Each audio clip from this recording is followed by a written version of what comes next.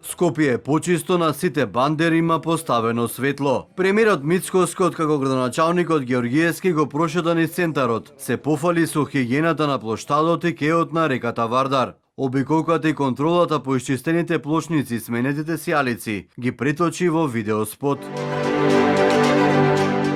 Знаеш да заличи на нешто, се личи, гледаш како е чисто, се заличува.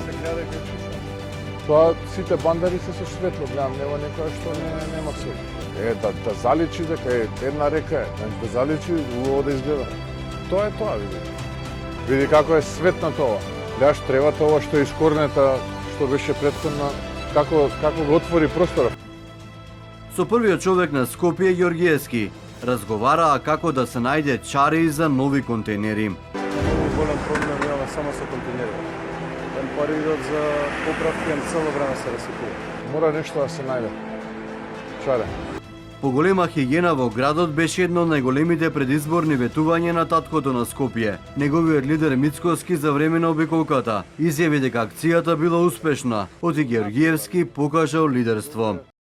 Дисциплината е на високо ниво и желбата за работа е на високо ниво. Тоа е многу важно. Значи, тоа е лидерство, да ги мотивираш луѓето да работат. Лидер е оној кој што тимот го мотивира да работи.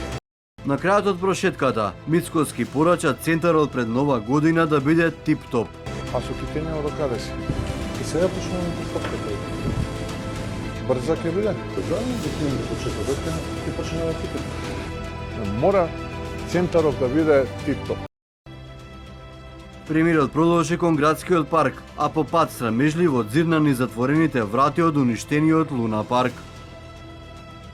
По акцијата градските власти одлучија од денес да го ограничат фрлањето на смет. Секој кој ќе фрла отпад од 22 до 6 часот ќе биде санкциониран, а за тоа ќе бидат задолжени над 50 инспектори и комунални редари. За новата одлука од Зелен хуман град со остра реакција. 60 инспектори и комунални редари ќе не контролираат за тоа како ќе го фрламе ѓубрето, додека се отровме од аерозагадување овие денови и ќе се труеме цела зима. Очигледно е дека за новата градска администрација контейнерите повеќе загадуваат отколку индустријата. Непочитувањето на мерката ќе ги чини жителите на Скопје 50 евра, а за фирмите се предвидени казни над 1800 евра.